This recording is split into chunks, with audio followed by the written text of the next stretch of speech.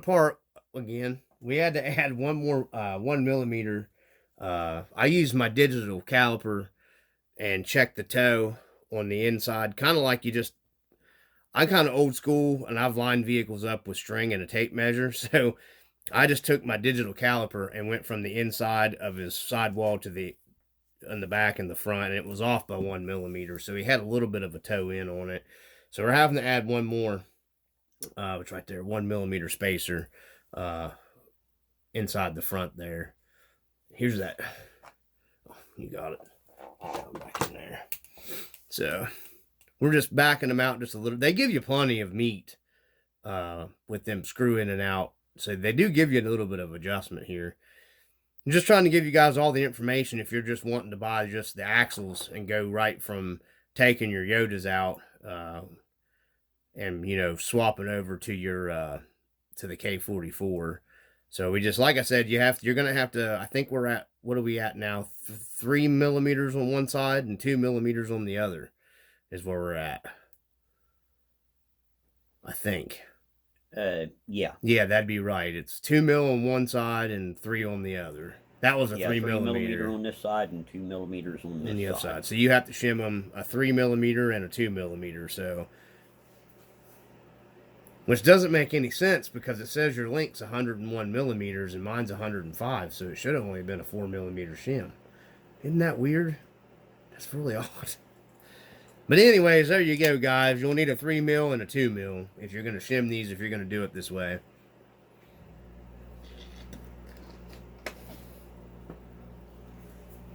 And once again, it's having to be reassembled.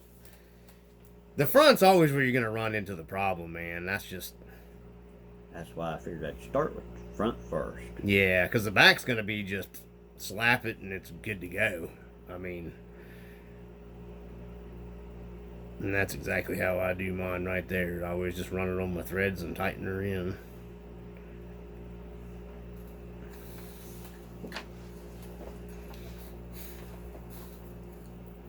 So I did some measuring before you came out for that little 112 FMS at Rock Hobby at Jeep Willys. Mm-hmm. It's almost 11 inches long, which puts me right to the back tire on my Pt.3 on the front. I think that's pretty close to scale what a Willys would be against that Toyota. Yeah, it would be. I think that 112, man, is real close to matching scale-wise to these Rc4wd drive trucks. And it's almost 6 inches wide, and the Yoda's only about an inch wider in the front. Toyota truck would be a good bit wider in the front than a Willys Jeep. They're not very wide. No. I'm really thinking hard about that 112 Willys, man. Okie dokie. Now, because I don't have a scale Jeep. Put the springs. Yep, now we're switching the leaf springs over. Now them are probably pretty Loctited in there. I can heat them first if you need me to, if they start giving you problems.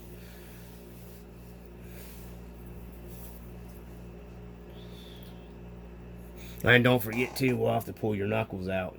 Loctite your screws on your steering knuckles too. Yeah. Of course, they don't strip out like everybody says the Toyotas do. I don't know. I mean, I've never broke one of those either. But my buddy that's up in Canada, Sir Chirps a lot, his YouTube channel, he's got a really good video on if you strip one of these Toyota hubs, knuckles, I mean, not hubs, you can actually go in here and drill these out, and he gives you the part number and everything. You can put a bearing in these. You drill these out and you press a bearing into your knuckle, and then you run your screw back down in, and then you've got a bearing. It'll never wear this out. Well, he's got a heck of a good video on there, man, on how to do that. I almost went through and did that with all my trucks, bought a bunch of the bearings, because he calls it a bearing modification. Right. Man, I'm telling you, that was a great idea he came up with for that. Blows my mind that he don't have more views on that video on his YouTube channel of that bearing mod. For you'll never have a problem with stripping your knuckles out on the Yoda axles if you do that modification, because it's bearing. So that screw's not. A lot of guys will 4-link these trucks, so you can get like the brass parts, brass knuckles and whatnot for weighted. I wouldn't mind having one of these and do a 4-link on it, just to have it to do it. But you kind of kill the scale to me with that. How's she feel? Got just enough room under them. I think you should be good. That's where mine cleared right there. Mine's right at, I mean, it'll almost touch them. You can look at mine underneath here, and it's right at them. It just... Yep, that's where mine's riding. Yep. So I'm pretty sure that you can use the Yoda 2 steering link. You're just going to have to shim it out. Because you still got... Full throw left and right. Yep. Mine's real close, man. I mean, it's right at almost touching my leaf spring. And you don't have that much doing this, see? See, it's not going to hit because it's not going to run. You know what I'm saying? Don't move. So, you should be good. So, you guys can use your link. They may be Loctited from the factory. Well, I believe that's Loctite. Yeah, I wouldn't. I'd just check them, and if they're not loose or anything, your stuff was pretty much Loctited out of the box. Yeah. Oh, yeah. Them's tight. Yeah. It almost seems like to me, the 44s always end up being. It's almost like they put more work into them or something. I don't know. Yeah. So they're Loctite. Okay, so we don't need to mess with your knuckles then. Okay. But yeah, that'll clear. I thought it would. Yeah, even if you get into a rock or anything, that doesn't move, so it's not going to cause you any kind of binding or anything like that.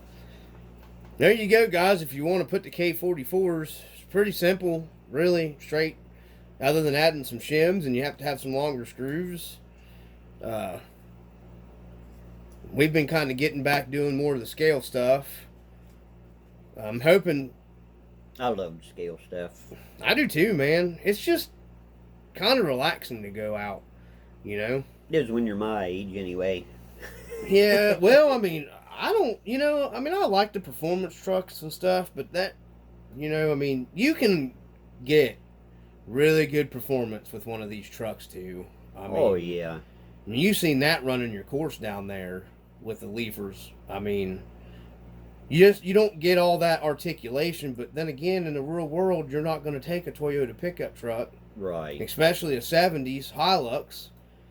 That's basically what you got here. In my opinion, this is a scale Hilux Toyota pickup with, say, 33, 35-inch tires. Right. I mean, you know what I'm saying? You can downscale these too. You can do leaf unders with them. Go to a smaller tire and make it look like a stock Toyota pickup if you want to go that route too. You're definitely going to have to do modifications to your center skid if it's a TF2. I think the TF3 you can get away with not changing any of that because it already has a good bit. We found a lot more clearance under it than the TF2 skid does. But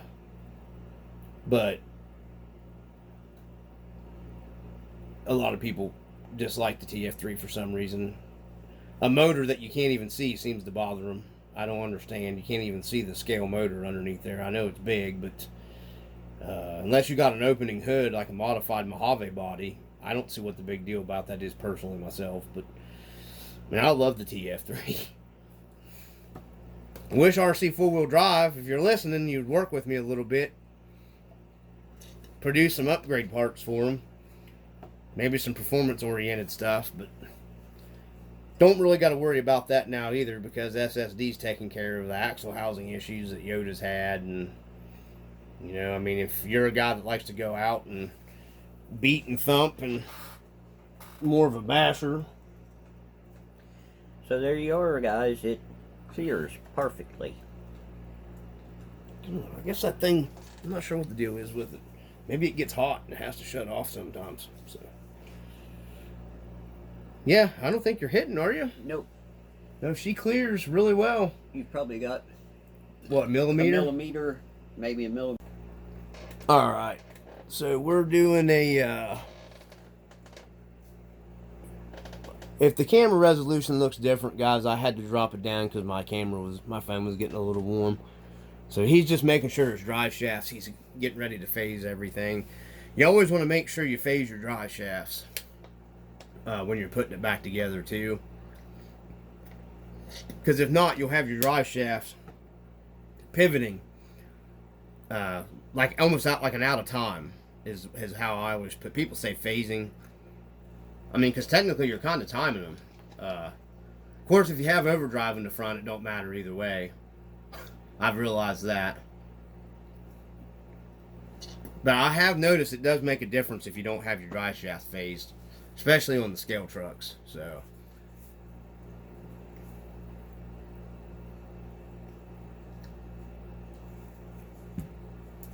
He's getting ready to drop it back into the front there, guys.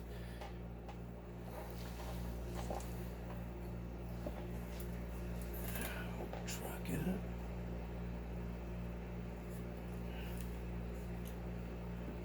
Fell right in place.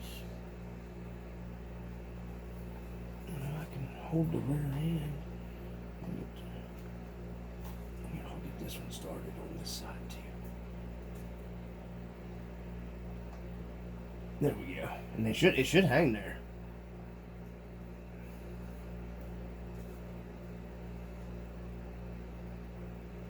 A piece of fuzz, but I brought it there. There we go. There's that one, and then the one from the back side.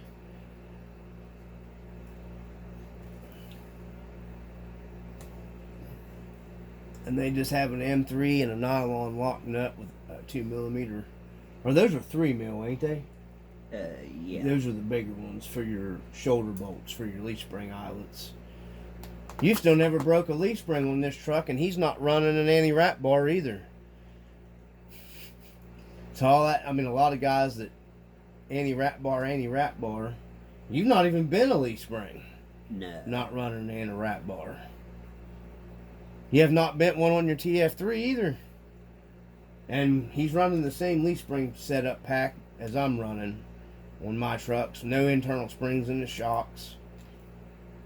There's that one. And then this one should just drop right in. Yeah. Thought I had it lined up pretty close there. No forward, no reversal on it, guys. I mean, this truck goes just as well as my trucks with the reversals on it, even, really. Not that I do like the Rc4wd drive scale reversal kit they make, though. You can throw it in. Probably be easier. Well.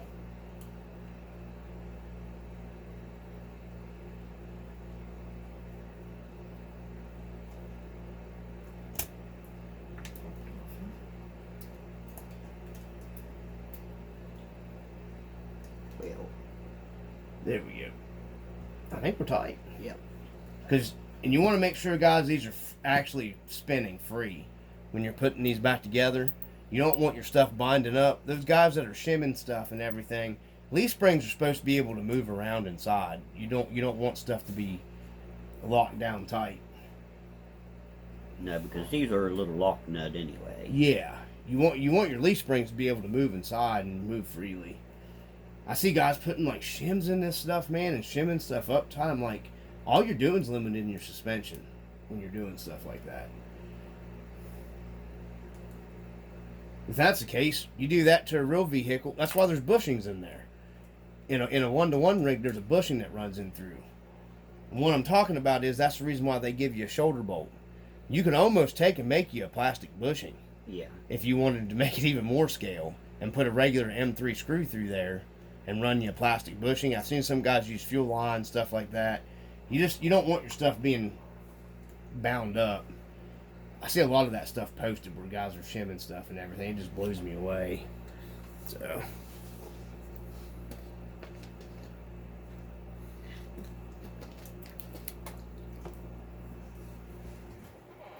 now he's gonna take it out and scuff the K44. Yeah.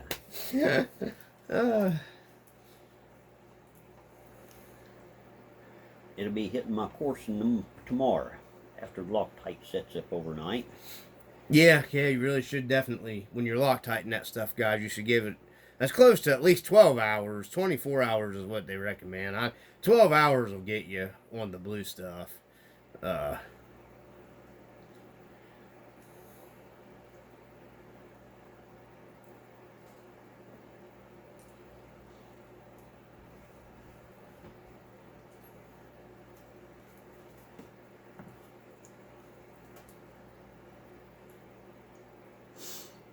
So there we go, guys. We got the K44 in the front. Factory steering link. I don't think it's going to be any kind of problems.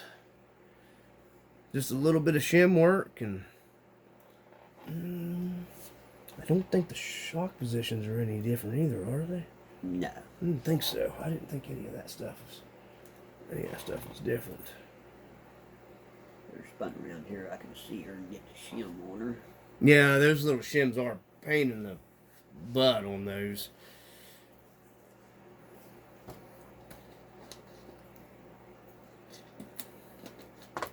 Maybe we'll do some video on the course and stuff, running the leaf spring trucks. And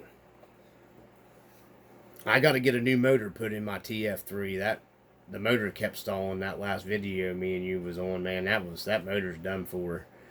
But I don't know. I couldn't tell you how many miles was on that TF3 truck, man. That stuff, it's been submerged underwater. You know, I mean, it's inside that plastic motor housing, so you can't get in there and clean the motor out or nothing. So, right. I mean, my heavens, even running that thing in nasty mud and water, it still was taking it. It's just a stock Rc4wd drive 45 turn. They're not the smoothest motor in the world, but for longevity, I can tell you they hold up better than the Traxxas Titan motor. My buddies went through, I don't know how many of them Traxxas Titan motors on his now. On his TRX4s. Not anything against Traxxas, because I don't want anybody to get offended. Because I like Traxxas stuff too. But the Rc4wd drive motors did surprise me on that TF3. Now, I put that truck through the ringer.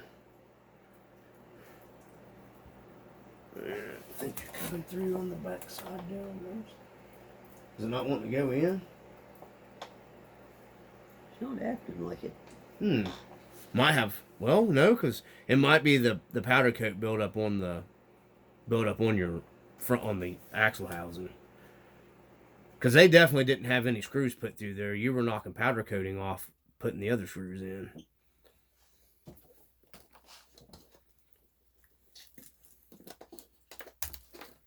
I think the screws are wanting to.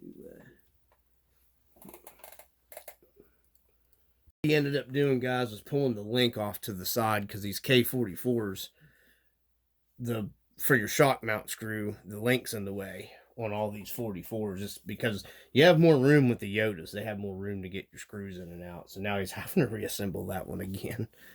But I forgot about that.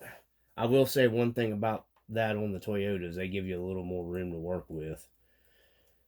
But I'd say at least you have plenty enough Loctite on there. I don't think it'll go anywhere on you. I don't believe.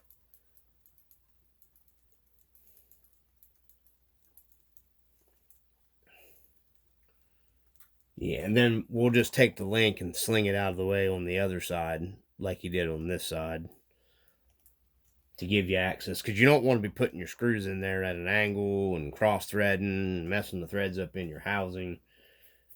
You're better just to take the extra step, slide your link out of the way, put your shocks on. That was definitely set up. Yeah. That was definitely set up. I'm going to stop recording, so we're just taking this other link and sliding it out of there now. Seems to be steering all right. Oh, yeah. Yep. Oh, that's plenty loose enough for the steering. Nothing's hitting right. Link's clearing your leaf springs and all that good stuff. Nothing. Yep. Nothing hitting around. Come on, send. No. Let's wait and see. If it's 22.1M7.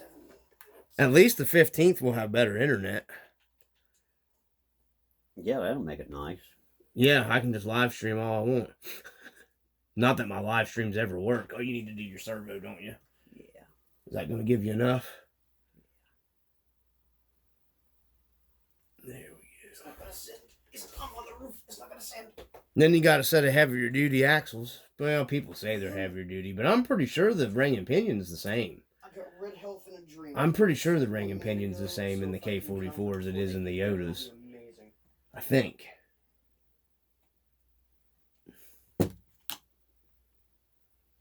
Yeah, my light shut off. We're moving on to the back. Pulling it apart now. This should just be pretty much straightforward, really. Go right into it, not a whole lot. Now he's got full lock-to-lock steering. These have more steering angle. The K44s do have more steering angle than the Yodas. So guys, it's pretty simple. Just going to probably end the video here. There's no sense of going through. It's just simply unbolting everything and bolting the K44 in place on the rear. There's no shimming. There's going to be nothing like that of that nature. So just keep in mind, you can just buy the K44s if you have get your hands on some shimming. I'll add a link for these in the video. I'll go ahead and link these again. And then you'll need a, some of the smaller shims. I'd go with the aluminum shims in the front. You don't have to, but these are a little bigger diameter. So if you want it to match your diameter of your link like we did on the front of his, you'll need some of the aluminum ones. Or just pick you up one of the Team K&K kits off of eBay or Amazon. I don't know if he sells on Amazon. I know he sells on eBay. That's what I would highly recommend doing, is just picking up that stuff. So we're going to get on with this, getting the rear end in it, and he'll be good to go, guys. From the RC Dungeon and friends, peace.